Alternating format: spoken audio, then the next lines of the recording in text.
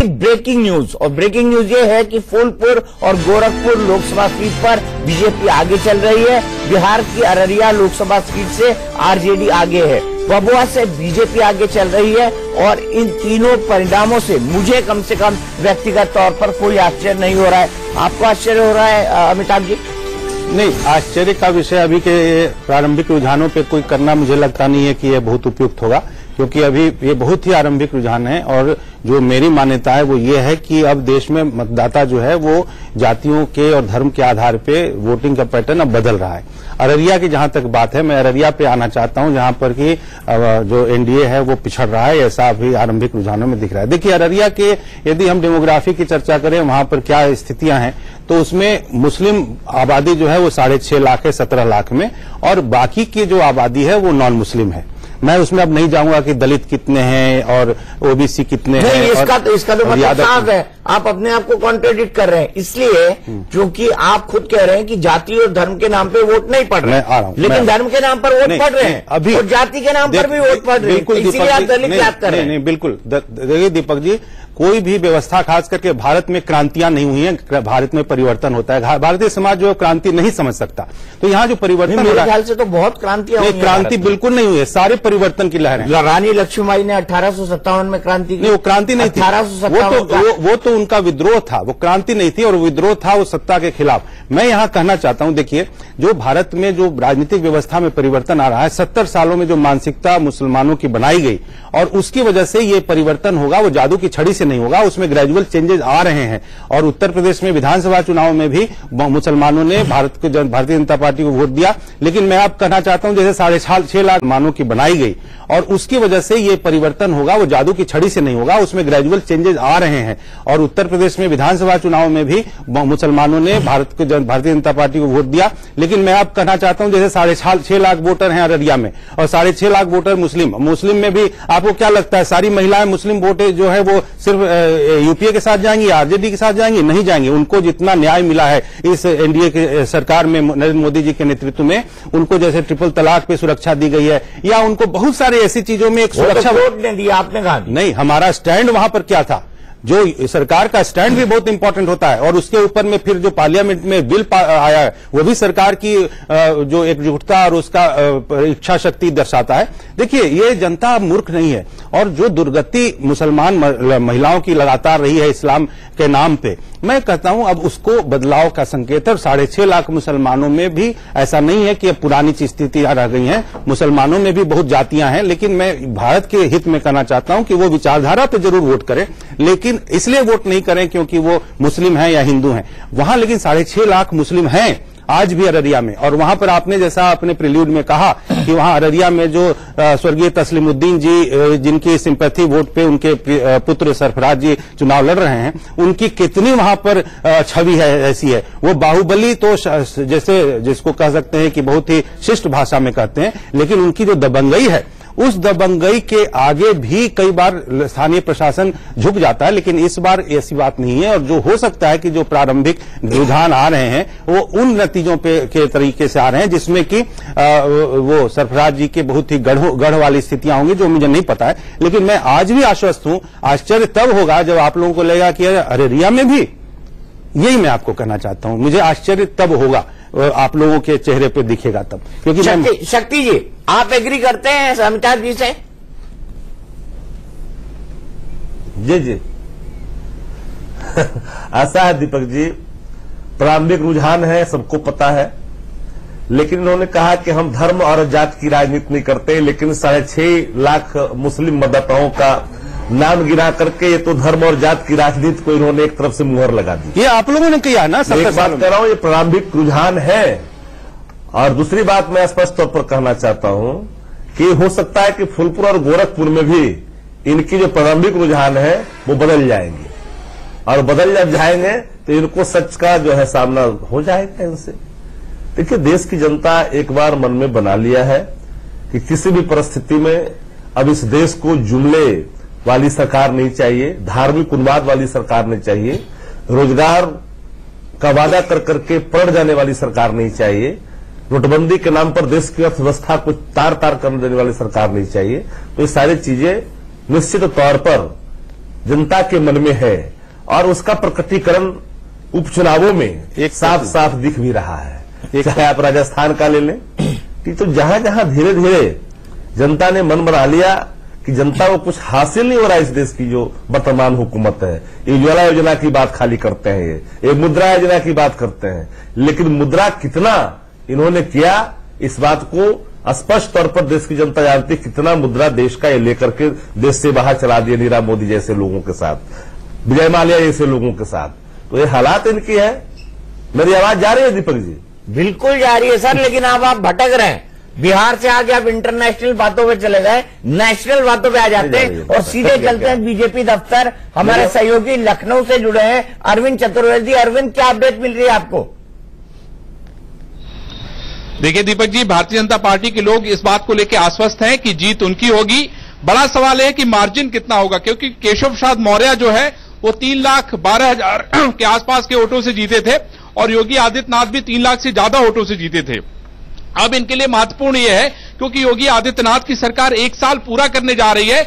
अगर मार्जिन में आता है वो कहीं न कहीं ये सोचने पे मजबूर करेगा कि 2019 के चुनाव में हम किस तरह का बदलाव करें।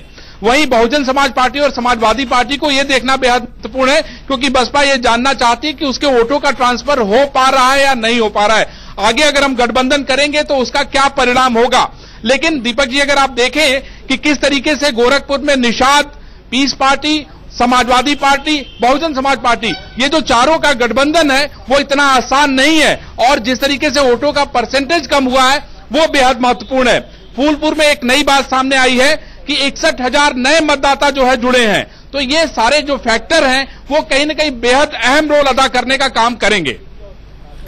राजीव, आप गोरखपुर में हैं, मुझे ये बताइए क्या खबर मिल रही है लेटेस्ट इस वक्त गोरखपुर की? दीपक जी, सपा और बसपा गठबंधन को 3 जगहों से काफी उम्मीदें थी और उम्मीदें हैं भी। पिपराइच है, गोरखपुर ग्रामीण और सहजनवा। फिलहाल जो जानकारी हमें मिल रही है, पिपराइच में सपा बसपा गठबंधन करीब 65 वोटों से आगे है, लेकिन गोरखपुर ग्रामीण में बीजेपी करीब 1400 वोटों से आगे है। विधानसभा वार में यहां पर आपको बता रहा हूं। लेकिन दीपक जी, एक अजीब सी चीज मुझे जरूर यहां पर देखने को मिल रही है जो मैं समझ नहीं पा रहा हूं। योगी आदित्यनाथ का गढ़ है गोरक्षनाथ पीठ, करीब करीब पूरे गोरखपुर और आसपास असर रखता है। जब भी इससे पहले काउंटिंग हुई, काउंटिंग शुरू होते ही इस गोरखनाथ मंदिर के सामने तमाम समर्थक जुटने लगते थे। इस वक्त काउंटिंग शुरू हो चुकी है लेकिन यह खाली है मंदिर। यहां पर बीजेपी का कोई समर्थक फिलहाल नहीं दिख रहा। उम्मीद करते हैं जैसे जैसे लीड होगी अगर बीजेपी की तो यहां लोग आएंगे, लेकिन इस वक्त यहां पर कोई नहीं दिख रहा और इसका जवाब मुझे भी नहीं मिल पा रहा है कि आखिर ऐसा क्यों है इस वक्त। दीपक जी। अरविंद, ऐसा क्यों है? क्योंकि योगी वहां नहीं है? देखिए, सरकार बन गई है और सरकार बनने के बाद जो है बहुत सारे सुरक्षा मानकों को पूरा करना पड़ता है।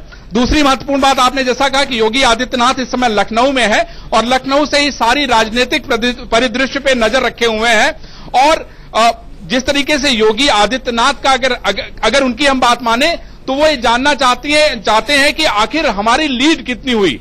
जीत के प्रति तो वो आश्वस्त है।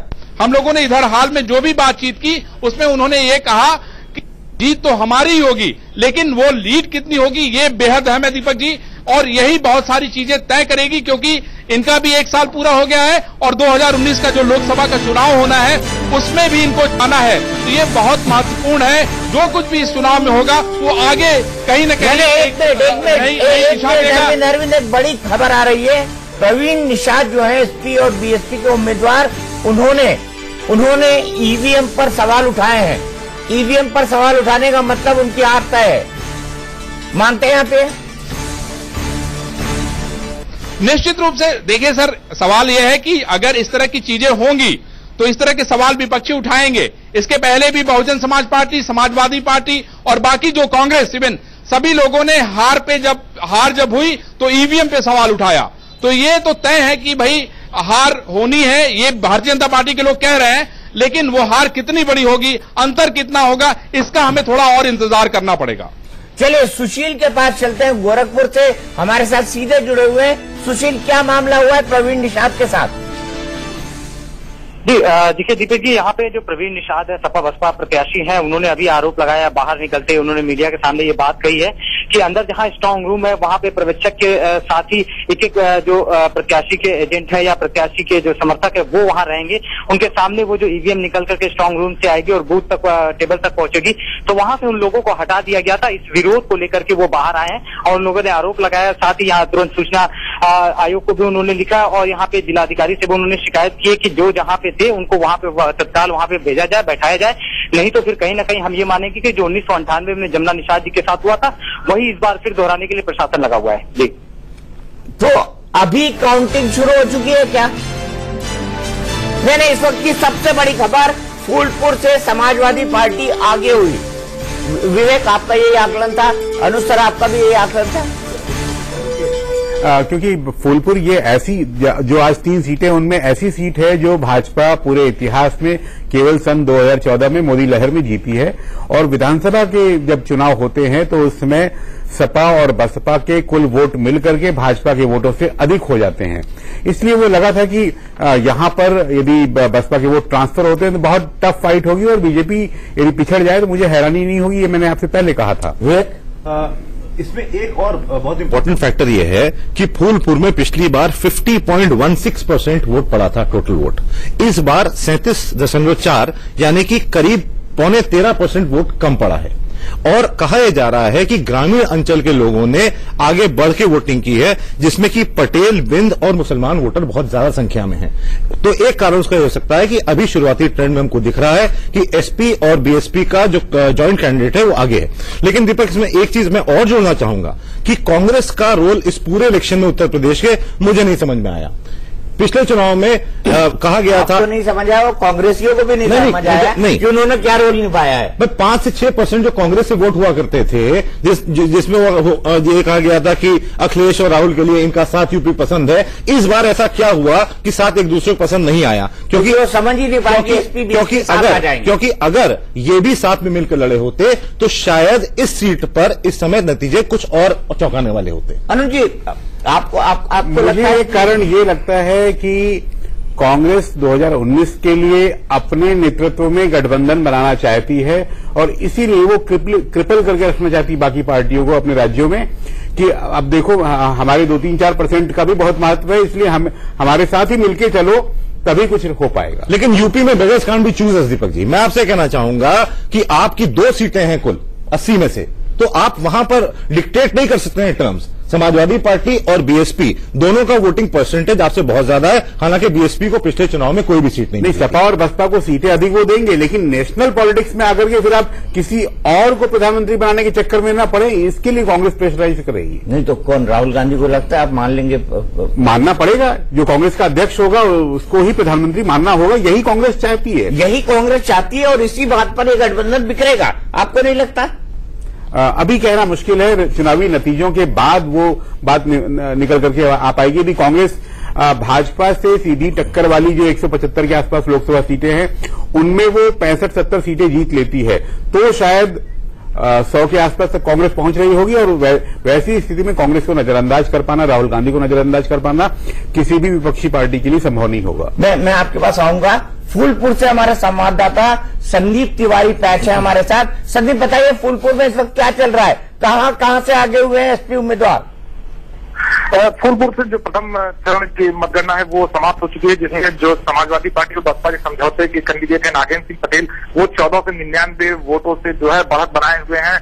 और ये अब दूसरे चरण की मतगणना आरंभ हो चुकी है और धीरे धीरे स्थिति स्पष्ट होती जाएगी कि जो यहाँ की जनता है उसने भारतीय जनता पार्टी को दोबारा मौका दिया है इस सीट पे या फिर समाजवादी पार्टी यहाँ से इस बार विजय। लेकिन जो टक्कर है वो बहुत ही कांटे की है और अंतराल अभी बहुत ज्यादा नहीं है, लेकिन 14 से 99 वोट से आगे बढ़त बनाए हुए समाजवादी पार्टी। बढ़त बनाए हुए समाजवादी पार्टी, तो ये बड़ी खबर है कि संदीप हमें बता रहे हैं कि पहले राउंड की गिनती के बाद आगे है। अनुज जी, जो मेरी जानकारी वो ये है कि राहुल गांधी ने संदेश भेजा था, क्योंकि वो तो चले गए थे इटली, और वहां से उन्होंने अपने दोस्तों को संदेश भेजा, अपने नेताओं को संदेश भेजा कि आप एसपी और बीएसपी के अलायंस के बाद अपना कैंडिडेट विड्रॉ करिए। लेकिन उनके पास कोई फेस सेविंग फॉर्मूला नहीं था, इस जानकारी में कितना फैक्ट है? दीपक जी, मैं ऐसा मानता हूं कि गठबंधन जब इन दो मायावती जी ने सपा के कैंडिडेट्स का समर्थन करने की जब बात कह दी, उसके बाद कांग्रेस को फेस सेविंग की जरूरत नहीं थी। वो अपने आप ही अपने उम्मीदवारों को हटाने की घोषणा कर सकती थी बड़े अलायंस के लिए। गुलाम नबी आजाद साहब ने बीच में एक दिन कहा कि कांग्रेस कार्यकर्ताओं का बड़ा दबाव है कि हमें चुनाव लड़ना चाहिए, कि यदि हम चुनाव नहीं लड़ेंगे तो सीन से गायब होते चले जाएंगे। तो अपने कार्यकर्ताओं का मनोबल बनाए रखने के लिए हमको चुनाव लड़ना है। तो वो ऊपर से दिखाने के लिए ठीक है, लेकिन मेरा ऐसा मानना है कि वो गहरी राजनीति का हिस्सा है। वो गहरी राजनीति का हिस्सा है। विवेक, आपको लगता है ऐसा? मुझे तो लगता है कि ये कांग्रेस ने जो काम किया है ये एक मूर्खतापूर्ण निर्णय है इस पार्टी का।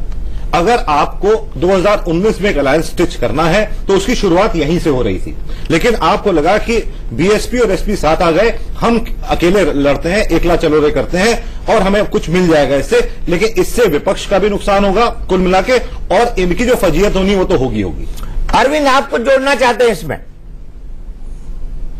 सर, मैं ये कहना चाहता हूं कि अखिलेश यादव का कहना है कि देखिए, अगर बड़ा काम करना है, बड़ा गठबंधन बनाना है, तो हमें अपना दिल बड़ा करना पड़ेगा। और ये अखिलेश यादव इसलिए कह रहे थे क्योंकि उनको लग रहा था कि कांग्रेस जो है अपने कैंडिडेट्स को हटा लेगी। अरविंद, फिर से बोलिए। अरविंद से हमारा कनेक्शन हट गया है। अनुज जी, आप क्या कहेंगे विवेक की बात पे? ये मूर्खतापूर्ण निर्णय। देखिए, ममता बनर्जी और चंद्रशेखर राव ऐसे लोग, छत्रप जो है मुख्यमंत्री क्षेत्रीय दलों के, वो जो तीसरा मोर्चा बनाने की कोशिश कर रहे हैं, स्वाभाविक रूप से वो राहुल गांधी को पसंद नहीं करेंगे प्रधानमंत्री के रूप में, इसीलिए कर रहे हैं वो। और सपा और बसपा, आरजेडी ऐसे क्षेत्रीय दल भी यदि कहीं उनकी तरफ चले गए तो चुनाव जीतने के लिए आपके साथ आए और गठबंधन और प्रधानमंत्री चुनने के लिए कहीं और जाएं, ये कांग्रेस को पसंद नहीं है, ऐसा मेरा मानना है। इसलिए वो इन दलों को प्रोत्साहित तो नहीं कहूंगा, उनको दबाव में डालना चाहते हैं कि भाई यदि हमारे साथ गठबंधन करना चाहते हो तो फिर हमको नेता मान के चलोगे, तभी संभव हो पाएगा। पर अमिताभ जी, आपको क्या लगता है कि राहुल गांधी को बाकी पॉलिटिकल पार्टियां नेता मान लेंगी? मुझे तो